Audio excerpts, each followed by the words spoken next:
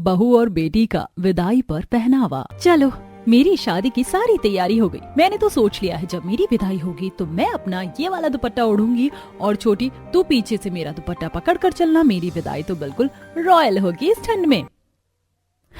कोई जरूरत नहीं है विदाई के टाइम पर फैशन दिखाने की। अंग्रेज नहीं है तू।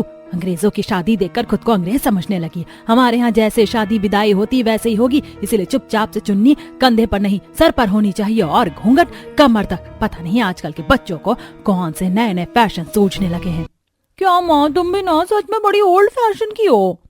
माँ, सब कुछ तो तुम्हारे मन मुताबिक हो रहा है, कम से कम मेरी विदाई तो मेरे हिसाब से होने दो। आजकल कितना ट्रेंड चला है, पता भी है आपको।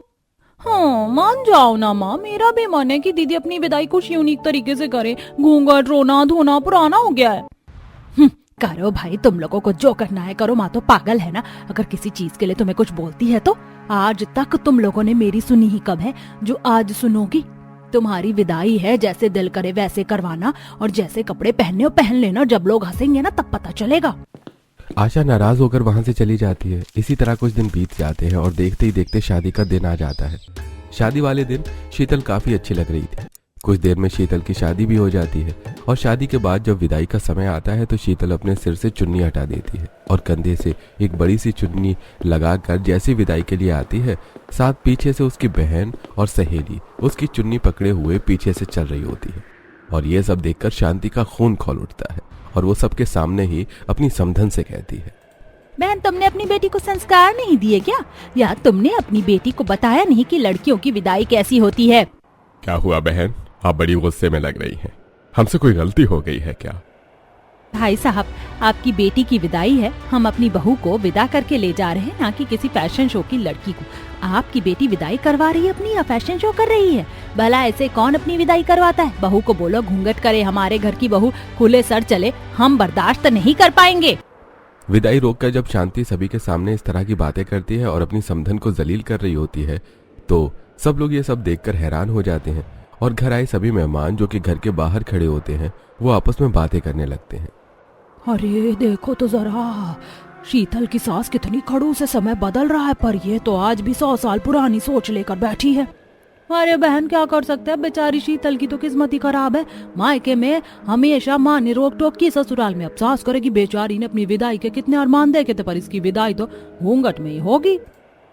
बाहर खड़े मेहमानों की बातें सुनकर भी शांति को कोई फर्क नहीं पड़ता, पर शीतल को काफी बुरा लगता है। वो अब अपना घूंघट करती है, उससे पहले शांति सबके सामने आकर अपनी बहू का लंबा सा घूंघट कर देती है और कहती है, बहू, कुछ रीति रिवाज बरसों से चले आ रहे हैं, अगर उनके हिसाब से चलोगे तो ही इज्जत रहेगी। और हमारे घर की बहू बिना घूंघट के चले, ये हमारे घर के संस्कार नहीं है। अरे भगवान, क्यों बात को बढ़ा रही हो? सब देख रहे हैं, अब जमाना बदल रहा है, थोड़ा तुम भी बदलो। अरे जमाना बदलता है तो बदले, हम अपने संस्कार थोड़ी ना भूल जाएंगे। इस तरह शांति सभी के सामने अपनी बहू का लंबा सा घूंघट करके उसको विदा करके घर लाती है और गृह प्रवेश करते हुए अपनी बहू से कहती है, बहू, पुरानी बातों को भूल जाओ। मायके में जैसा चाहा तुम वैसे रही, पर ये तुम्हारा ससुराल है तो जब तक मैं न कहूँ घूंघट उठना नहीं चाहिए। और अगर कुछ समझ ना आए तो अपनी जेठानी से पूछ लेना। बड़ी बहू अपनी देवरानी को कल सब कुछ समझा देना कि हमारे घर की बहुएं कैसी रहती हैं और कैसे कपड़े पहनती हैं। शांति गृह प्रवेश के साथ ही अपनी बहू को कुछ सख्त हिदायत देती है, पर जब शीतल देखती है कि उसकी जेठानी सभी मेहमानों के बीच इकलौती साड़ी गहने और लंबे घूंघट में खड़ी है तो उसे काफी हैरानी होती है। तो वहीं उसकी नंद शादी में भी स्लीवलेस गाउन पहने होती है। कुछ देर में सभी लोग अपने कमरे में चले जाते हैं, जहां दुखी शीतल अपने पति से कहती है, पवन, मुझसे क्या कोई गलती हो गई? जब से माँ जी मेरी विदाई करके मुझे घर लेकर आई हैं, बस वो मुझे सुनाई जा रही हैं। हर किसी का सपना होता है कि वो अपनी विदाई, अपनी शादी अपने हिसाब से करे। मेरे भी कुछ अरमान थे। तुमसे कोई गलती नहीं हुई है शीतल, पर तुम्हें अपनी विदाई के लिए ऐसी ड्रेस नहीं चूज करनी चाहिए थी। शादी का लहंगा कितना अच्छा लगता है और बहू तो घूंघट में आई तो ही अच्छा होता है, पर तुमने घूंघट तो दूर की बात, सिर पर पल्लू भी नहीं रखा था। अगर तुम वैसे यहाँ आती तो माँ की क्या इज्जत रह जाती, घर आए मेहमान भी बातें बनाते। पवन अपनी माँ की भाषा बोलता है जो देखकर शीतल को और भी बुरा लगता है। कुछ देर में वो लोग सो जाते हैं और अगले दिन मुंह दिखाई होती है और उसकी जेठानी साड़ी पहने घूंघट किए हाथों में उसके लिए साड़ी गहने लेकर आती है। शीतल, हमारे घर का रिवाज है कि बहू की मुंह दिखाई की ड्रेस उसकी सास ही देती है। ये हमारी खानदानी साड़ी और गहने हैं, इसे पहनकर तैयार हो जाओ। और हाँ, घूंघट कमर तक रखना, जितना बड़ा घूंघट उतनी घर की मान शोभा मर्यादा बढ़ेगी। मेरे तो बहुत अरमान थे दीदी, मैंने तो अपनी मुंह दिखाई के लिए भी अलग से ड्रेस ली थी। सोचा था गाउन पहनूंगी, घूंघट करके सबके सामने आऊंगी, पर अब क्या, मुझे ये साड़ी पहननी होगी। क्या आपका दिल नहीं करता कि आप भी हमारी नंद की तरह खुलकर सांस ले सके? पूरी शादी में मैंने देखा हमारी नंद ने कितने फैशन वाले कपड़े पहने थे। इस घर में बहू और बेटी के पहनावे में आखिर इतना फर्क क्यों? वो इसलिए क्योंकि बेटी घर की बेटी है, लाडली है, और बहू पराये घर की बेटी है। और तुम तो जानती हो लोग अपनी और पराई बेटी में कितना फर्क करते हैं। चलो अब तैयार होकर आ जाओ, और हाँ, नीचे ठंड ज्यादा है तो शॉल भी ओढ़ लेना। खुशी सामान देकर वहां से चली जाती है, जिसके बाद शीतल साड़ी, लंबा घूंघट, शॉल ओढ़ कर नीचे आती है। और जब वो नीचे आ रही होती है तो उसकी पहली नजर अपनी नंद पर पड़ती है, जिसने काफी फैशन वाले कपड़े पहने होते हैं। साथ ही उसके कुछ दोस्त भी घर आई होती हैं और उनके कपड़े भी काफी स्टाइलिश होते हैं, जिसे देखकर मन ही मन शीतल खुद से कहती है, बहू को तो गज भर का घूंघट करवा दिया, साड़ी पहनवा दी, और बेटी को जरा देखो, ठंड में भी हीरोइन बन रही है। कैसे कपड़े पहने हैं, और इसकी सारी दोस्त भी कितनी मॉडल हैं। इन लोगों को ठंड नहीं लग रही है। देखो दोस्तों, मेरी भाभी आ गई है। भाभी, आप यहाँ पर बैठो और सबसे पहले मेरे दोस्तों से मिलो। ये मेरी दोस्त है निशा और ये है प्रीति। अरे बेटा, मुंह दिखाए होने से पहले अपने दोस्तों से ही मिला दोगी क्या? वैसे तो तुम्हारी माँ रीति रिवाज की ढोल पीटती रहती है, और तुम हो कि अपनी माँ के खिलाफ जा रही हो। अरे सुमित्रा बहन, क्यों नाराज हो रही हो मेरी बेटी पर? मुंह दिखाई की रस्म तो शुरू करनी है, फिर चाहे वो मेरी बेटी की दोस्त करे या हम लोग करे। कोई बात नहीं बेटा, पहले तुम लोग अपनी भाभी को देख लो। शांति बहन, तुमने तो अपनी बेटी को बिल्कुल सर पर चढ़ा रखा है। बहू बेटी की ना सिर्फ पहनावे में फर्क करती हो तुम, बल्कि बहू बेटी में भी भेदभाव करती हो, और ये फर्क अब मेहमानों के साथ कर रही हो। खैर हमें क्या, बहू तुम्हारी है, फैसला भी तुम्हारा ही होगा। शांति की बात से घर आए कुछ मेहमान नाराज हो जाते हैं, पर शांति को कोई फर्क नहीं पड़ता और काजल सबसे पहले अपनी भाभी का घूंघट उठाकर अपनी दोस्त से मिलवाती है, जिसके बाद मुंह दिखाई की रस्म शुरू होती है। कुछ देर में मुंह दिखाई की रस्म खत्म होती है और अगले दिन शीतल की पहली रसोई होती है। और जब वो घूंघट में साड़ी पहनकर रसोई में खाना बना रही होती है तो उसे खाना बनाने में काफी परेशानी होती है। अरे क्या दिक्कत है, ये घूंघट बार बार मेरे सर से ही गिरता जा रहा है, ऊपर से आटा भी नहीं गूंथा जा रहा है साड़ी में। शीतल, अगर कुछ नहीं हो पा रहा है तो कोई बात नहीं, मैं तुम्हारी मदद करवा देती हूँ। शुरू शुरू में सबको ऐसे ही दिक्कत होती है, पर धीरे धीरे आदत हो जाएगी। खुशी इतना बोलकर सब्जी काटकर शीतल के कामों में मदद करवाती है। कुछ ही देर में जब पूरा परिवार खाने के लिए आता है तो शीतल देखती है कि आज भी उसकी नंद ने मॉडर्न ड्रेस पहनी है, जिसे देखकर शीतल अपनी नंद से कहती है, माफ करना काजल, पर बाहर इतनी ठंड हो रही है और तुमने ऐसी ड्रेस पहनी है, तुम्हारी तबीयत खराब हो जाएगी, और ठंड में ऐसे कपड़े अच्छे नहीं लगते। छोटी बहू, आज तक मैंने अपनी बेटी को कभी किसी चीज के लिए नहीं रोका, खासकर उसकी ड्रेस को लेकर। मेरी बेटी को जो पसंद होगा वो वही ड्रेस पहनेगी। तू कौन होती है बोलने वाली? तू इस घर की बहू है, और ये क्या, तेरे घूंघट ऊपर कैसे हो रहा है? बताया था ना मैंने, हमारे घर की बहू लंबा घूंघट करती है। तेरे होंठ भी नहीं दिखने चाहिए, घूंघट लंबा कर अपना। घूंघट संभल नहीं रहा और मेरी बेटी पर सवाल उठा रही है। शांति, तुम छोटी छोटी बातों का बतंगड़ मत बनाया करो। बहू ने घूंघट कर रखा है ना, घूंघट चाहे छोटा हो या बड़ा, वो तुम्हारी बात मान रही है ना, अपनी मर्यादा में है। तो तुम्हें नहीं लगता कि तुम्हें भी बहू को बेटी की तरह थोड़ा प्यार करना चाहिए?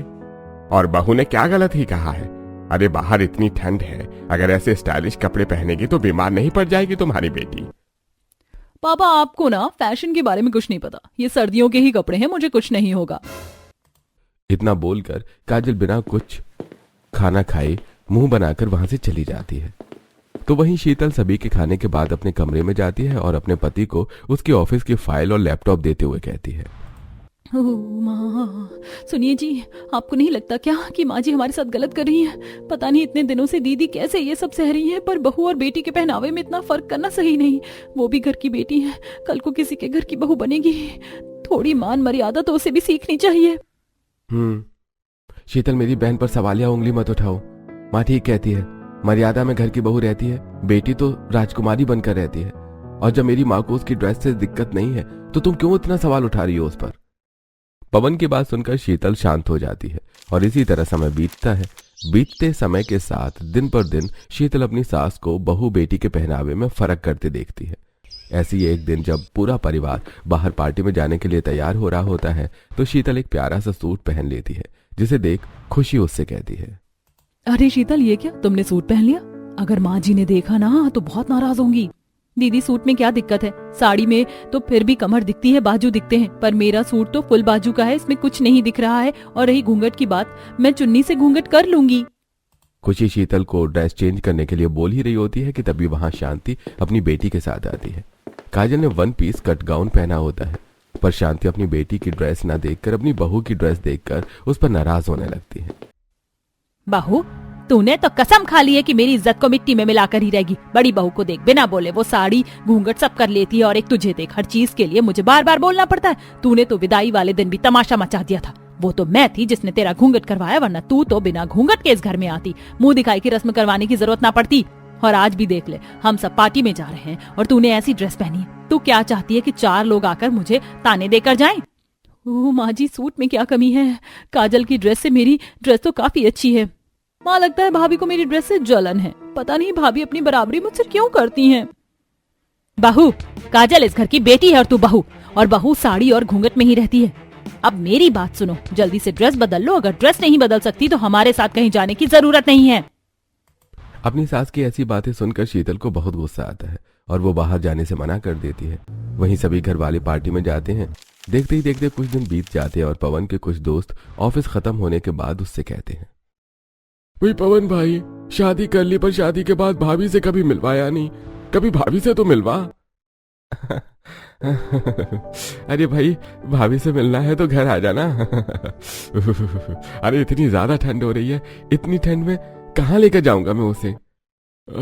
अरे क्या यार, तू भी ऐसी बातें कर रहा है जैसे कि भाभी चोई मुई है।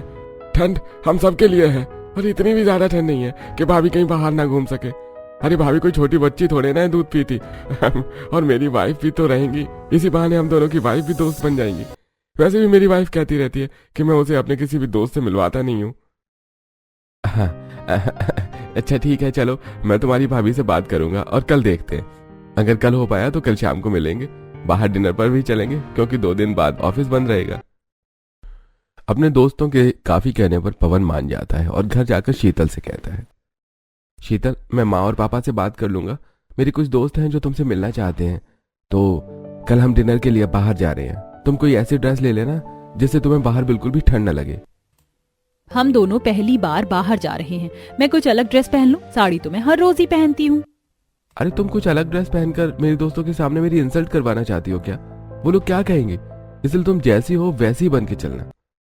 एक बार फिर पवन की ऐसी बातें सुनकर शीतल का दिल टूट जाता है और अगले दिन वो हमेशा की तरह सिंपल साड़ी और स्वेटर में जाती है, जहां पवन देखता है कि पवन के दोस्त निखिल की वाइफ ने मॉडर्न ड्रेस पहनी है। कितनी खुशकिस्मत वाली है ये लड़की, इतना अच्छा पति मिला है। काश कि मेरे पति भी निखिल भैया की तरह होते, पर ये तो अपनी माँ से भी ज्यादा पुरानी सोच वाले हैं। माँ ने जो कह दिया वो पत्थर की लकीर है। भैया, ये क्या आज के जमाने में भी भाभी को साड़ी पहना रखी है, वो भी इतनी ठंड में? सच में यार पवन, मुझे नहीं पता था कि तू भी अपनी माँ की तरह है। अरे भाभी के साथ तो बहुत गलत हो रहा है। तुम्हें तो इस समय घूमना चाहिए, भाभी के सपने पूरे करने चाहिए। बेचारी भाभी के तो अरमान ही मर गए होंगे। निखिल और उसकी वाइफ पवन की काफी इंसल्ट करते हैं, जिस वजह से पवन का सिर झुक जाता है। वहीं पवन अगल बगल में भी देखता है कि हर कपल काफी खुश है। किसी ने भी घूंघट या सिर पर पल्लू नहीं रखा है और ना ही किसी ने साड़ी पहनी है। हर कोई इस सर्दी के मौसम में अपने पार्टनर के साथ एंजॉय कर रहा है। ये देखकर पवन को अपनी गलती का एहसास होता है। कुछ देर बाद वो लोग घर आते हैं, जहां पवन अपनी बीवी से कहता है, शीतल, मुझे माफ करना। जब तुमने ड्रेस की बात करी तो मैं तुम पर नाराज हो गया। अगर तुम साड़ी के बदले कुछ और पहनकर जाती तो शायद आज मेरी और तुम्हारी इतनी इंसल्ट ना हुई होती। हमारे घर का माहौल ही ऐसा था कि मैंने कभी इन सब चीजों पर ध्यान ही नहीं दिया। पर मैं तुमसे वादा करता हूं कि अब अगर हम कभी भी बाहर जाएंगे तो तुम अपनी मर्जी की ड्रेस पहन सकती हो। घर में तो माँ कभी इस चीज के लिए नहीं मानेंगी, पर अब मैं हमेशा तुम्हारे साथ रहूंगा। मुझे तो यकीन ही नहीं हो रहा, इस छोटे से हादसे ने आपकी सोच बदल दी। आज मैं बहुत खुश हूँ। बस खुशी दीदी के लिए बुरा लग रहा है। काश कि बड़े भैया भी खुद को बदल पाते। भैया तो विदेश में रहते हैं, क्या पता विदेश से आने के बाद उनकी भी सोच बदल जाए। और नहीं बदली तो मैं हूं ना भाभी के लिए, मैं बात करूंगा। अपने पति का बदला रूप देखकर शीतल काफी खुश होती है और इसी तरह समय गुजरता है। देखते ही देखते 1 साल बीत जाता है और 1 साल बाद जब शांति अपनी बेटी की शादी की बात करती है तो काजल सभी को सूरज के बारे में बताती है। माँ, मेरे लिए कोई लड़का देखने की जरूरत नहीं है। मैंने अभी जो नया ऑफिस ज्वाइन किया है उसमें सूरज नाम का लड़का है। हम दोनों एक दूसरे को बहुत पसंद करते हैं। माँ जी, ननद जी किसी लड़के को पसंद करती हैं। हमारे घर में तो ये सब नहीं होता। तू चुप कर बहू, 2 बेटे पर 1 बेटी है मेरी। अगर मेरी बेटी ने अपने लिए कोई लड़का पसंद किया है तो कोई गुनाह नहीं कर दिया है। बेटा मेरी तरफ से हाँ है तो लड़के से कह देना कि हम रिश्ता लेकर कब आए। अब इसी ठंड में मेरी बेटी के हाथ पीले होंगे। चलो भाई, शादी तो होनी थी। अब लड़का मेरी बेटी खुद पसंद करे या हम पसंद करें, जिसमें हमारी बेटी खुश उसी में हम भी खुश। माँ पापा, सूरज से मैंने बात कर रखी है। उसकी फैमिली को तो पहले से ही पता है। वो लोग तो बस मेरा इंतजार कर रहे थे। अगर मैं उन्हें आज बता दूंगी तो वो संडे को ही रिश्ता लेकर आ जाएंगे। और मैंने तो सोच लिया है कि जब सूरज अपने परिवार के साथ मुझे देखने के लिए आएगा तो मैं कुछ यूनिक फैशनेबल ड्रेस पहनूंगी। माफ करना काजल, पर तुम्हारी शादी की बात चलेगी और तुम ऐसी ड्रेस पहनोगी। माँ जी, आप तो कुछ समझाओ। कल को ननद जी भी किसी के घर की बहू बनेंगी और ऐसी ड्रेस उन्हें शोभा नहीं देगी। बहू, तुझे नहीं लगता तुम दोनों मेरी बेटी की चीजों में कुछ ज्यादा ही दखल देती हो? अगर मेरी बेटी ने अपने लिए कुछ सोचा है तो तुम्हें उससे क्या दिक्कत है? अपने काम से काम रखो, बहू हो बहू बनकर रहो। शांति अपनी दोनों बहू को डांट देती है और कुछ ही दिनों बाद जब सूरज अपने परिवार के साथ काजल को देखने घर आता है तो अर्चना अपनी होने वाली बहू को मॉडर्न ड्रेस में देखती है। वहीं घर की बहुएं साड़ी में होती हैं और जब शीतल और खुशी घर आए मेहमानों को चाय नाश्ता दे रही होती है तो हल्का सा उनका घूंघट सरक जाता है, जिस पर शांति अपनी दोनों बहुओं को डांटने लगती है। बहू, तुम दोनों से एक पल्लू नहीं संभल रहा, ससुराल क्या खाक संभालोगी? घर में मेहमान आए हैं और यहाँ भी अपना फैशन दिखाना बंद नहीं कर रही तुम दोनों। घर में ना सही, कम से कम मेहमानों के सामने तो मान मर्यादा में रहा करो। तुम्हारी माँ ने तो तुम्हें कुछ सिखाकर नहीं भेजा, सब मुझे ही सिखाना पड़ रहा है।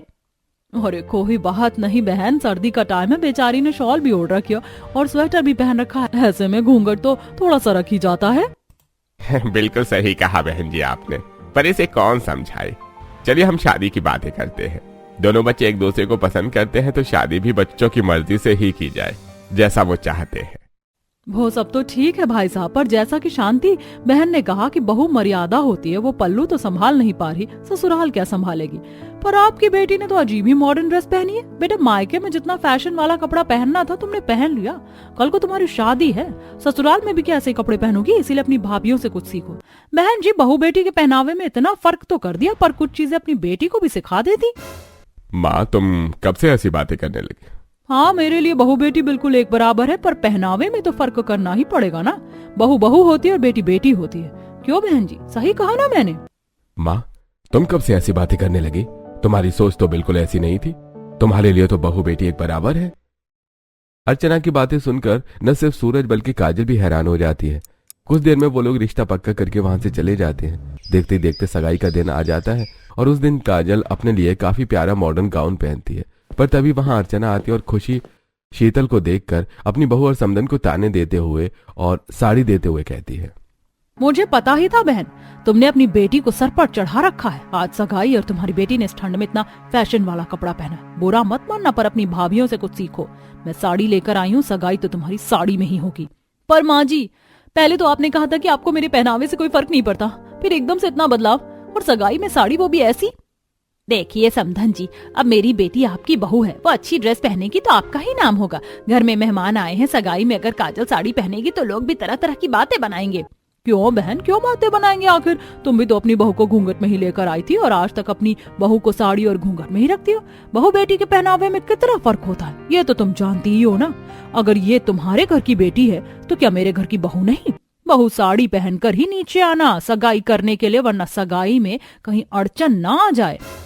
अर्चना अपनी बात बोलकर वहां से चली जाती है, जिसके बाद काजल को अपनी माँ पर गुस्सा आता है और वो सभी घर वालों के सामने अपनी माँ पर नाराज होती है। माँ, ये सब कुछ आपकी वजह से हो रहा है। आप भी हर वक्त भाभियों को घूंघट साड़ी में रखती हो। हल्का सा उनका पल्लू इधर से उधर हो जाता तब आप बिना सोचे समझे 4 लोगों के सामने उन्हें डांट देती हो। हाँ, आप ही को देखकर मेरी सास भी ऐसी बनी है, वरना जब मैं उनसे पहली बार मिली थी तो शॉर्ट्स में मिली थी और उनको मेरे पहनावे से कोई ऐतराज नहीं था। अगर आप मेरा भला चाहती हो ना तो बहू बेटी के पहनावे के बीच का फर्क खत्म कर दीजिए, ताकि मेरी सास को बोलने का कोई मौका ना मिल सके। काजल, तेरी माँ को समझाना ही बेकार है। मैं तो थक चुका हूँ, पर ये अपनी सोच बदलने को तैयार ही नहीं है। अब सभी घर वाले शांति को इस चीज के लिए ब्लेम करने लगते हैं। कुछ ही देर में काजल दुखी मन से साड़ी पहनकर नीचे आती है और सगाई हो जाती है।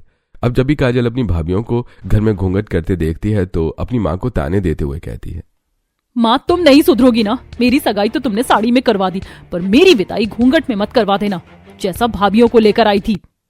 शांति, तुम समझती क्यों नहीं हो? अरे आजकल पहनावे से कोई फर्क नहीं पड़ता। और सोचो, अगर कल को तुम्हारी हरकतों की वजह से तुम्हारी बेटी की जिंदगी पर असर पड़ा तो उसकी जिम्मेदार कौन होगा? लोग भी यही चीज देखते हैं ना। आप लोगों को क्या लगता है कि मैं अपनी बेटी का बुरा चाहती हूँ? मैं भी उसका भला चाहती हूँ। अगर मुझे पता होता कि अर्चना बहन जी मुझे देखकर मेरी तरह बन जाएंगी तो मैं उनके सामने बहू को कभी ऐसे आने ही नहीं देती, और अगर आने भी देती तो साड़ी या घूंघट में ही रखती। बहू, तुम दोनों से विनती है, पूरी शादी में अपने हिसाब से अपनी पसंद की ड्रेस पहन लेना, क्योंकि मैं नहीं चाहती कि मेरी वजह से मेरी बेटी की जिंदगी पर कोई असर पड़े या तुम लोग अपने मन को मारो। अब शांति अपनी बहुओं को उनकी पसंद की ड्रेस पहनने की इजाजत दे देती है, जिसके बाद तीनों नंद भाभी एक साथ हल्दी और मेहंदी की शॉपिंग करने जाती हैं, जहां वो तीनों अपनी अपनी पसंद की ड्रेस लेकर आती हैं। और जब कुछ दिनों बाद काजल की मेहंदी हो रही होती है तो सभी मेहमान दोनों बहू और नंद की एक जैसी ड्रेस देखकर काफी हैरान होते हैं।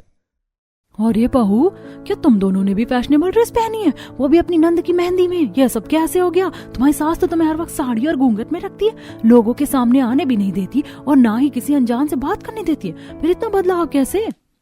आंटी जी, कुछ बदलाव समय के साथ अपने आप ही आ जाते हैं। हालात ऐसे बन जाते हैं कि लोगों को कुछ फैसले लेने पड़ते हैं जो उन्होंने कभी सोचा भी ना हो। भाभी, बातें बाद में करना, कल ही मेरी शादी है, रात हो रही है और मुझे ठंड भी लग रही है। हाँ बेटी, कर लो अपनी मेहंदी की रस्म शुरू, और ड्रेस काफी अच्छी लग रही। क्या पता ससुराल में ऐसी ड्रेस फिर पहनने को मिले या ना मिले। मैंने सुना कि तुम्हारी सास भी तुम्हारी माँ की तरह ही है, कहीं ऐसा ना हो तुम्हारी विदाई भी घूंघट में ही हो जाए। पार्वती बहन, थोड़ा सोच समझ कर बोलो। इंसान बदलता है और मैंने खुद को बदल लिया। देखना, मेरी बेटी की सास भी बदल जाएगी, और अगर नहीं बदली तो मैं बात करूंगी, पर मेरी बेटी की विदाई तो वैसे ही होगी जैसी उसने सोचा है। शांति के कहने पर सभी औरतें बैठकर मेहंदी की रस्म शुरू करती हैं, पर रस्मों के बीच काजल को मेहमान की बात याद आती है और वो काफी परेशान हो जाती है। अगले दिन उसकी शादी होती है। शादी की रस्में पूरी होती हैं, पर जब उसकी विदाई की बारी आती है तो खुशी और शीतल उसकी विदाई की ड्रेस लाती हैं, जिसे देखकर काजल अपनी भाभी से कहती है, भाभी, इस ड्रेस को रख दीजिए, बहुत मॉडर्न हो जाएगी। मैंने सोचा था कि मैं अपनी विदाई किसी सेलिब्रिटी की तरह करूंगी, कुछ अलग ड्रेस में, पर अगर मैंने वैसा किया तो मेरी सास नाराज हो जाएंगी। मुझे याद है आपकी विदाई के समय कैसे लोगों ने बातें बनाई थी। अब मुझे समझ आ रहा है आपको कितना बुरा लगा होगा उस दिन, इसीलिए मैं अपनी विदाई में कोई तमाशा नहीं चाहती। मैं इसी लहंगे में अपनी विदाई करूंगी, आप बस मेरा लंबा घूंघट कर दीजिए। काजल, तुम ऐसा क्यों बोल रही हो? मैंने सूरज से बात करी है, वो संभाल लेगा। नहीं भाभी, मैं अपनी सास की बात नहीं काटना चाहती और ना ही अपनी विदाई खराब होने देना चाहती हूँ, इसीलिए जिसमें मेरी सास खुश उसी में मैं भी खुश। विदाई से पहले काजल अपना मन मार लेती है और लंबा सा घूंघट करके बाहर निकलती है, जिसे देख अर्चना अपनी बहू के पास जाती है और उसका घूंघट हटाते हुए सबसे बोलती है, मेरी बहू को घूंघट की जरूरत नहीं है, क्योंकि मैं बहू नहीं बेटी विदा करके ले जा रही हूँ। और बहन जी, माफ करना मैंने जिस तरह से बात करी, पर आज आपकी दोनों बहुओं को आपकी बेटी की तरह खुश और उनकी ड्रेस देखकर मुझे काफी खुशी मिल रही है। ये सब मैंने जानबूझकर किया ताकि आप अपनी बहू के दुखों को समझें कि वो किसी के घर की बेटी है, और जब आप उस पर इस तरह से पाबंदियां लगाती हैं, बहू बेटी के पहनावे में फर्क करती हैं, तो उन्हें कैसा लगता होगा। मेरा इरादा किसी के दिल को ठेस पहुंचाने का नहीं था। मैं आप सबसे माफी मांगती हूँ। नहीं नहीं आंटी, ऐसे माफी मांगकर हमें शर्मिंदा मत कीजिए। हाँ बहन जी, आपने तो मेरी आंखें खोल दी। अगर आप ना होती तो शायद मैं अपनी बहू के दुखों को कभी समझ ही नहीं पाती, पर अब मुझे भी समझ में आ गया है, बहू और बेटी एक बराबर होती है। बहू, सूरज ने मुझे बताया था तुमने अपनी एंट्री कुछ अलग तरीके से सोची थी। जाओ जाकर ड्रेस चेंज करो। मेरी बहू जैसी अपनी विदाई चाहती है उसकी विदाई वैसे ही होगी और उसी ड्रेस में होगी। और रात हो रही है, ठंड भी बढ़ रही है, बहुत दूर जाना है, जाओ जल्दी से ड्रेस बदल कर आओ। अर्चना के कहने पर काजल अपनी भाभी के साथ अंदर जाती है और फिश कट रेड कलर का गाउन पहनती है और हाथों में बुके लेकर घर से बाहर निकलती है और अपनी गाड़ी में बैठती है। इस तरह शांति अपनी बेटी की विदाई करती है और फिर कभी अपनी बहू और बेटी के पहनावे में कोई फर्क नहीं करती।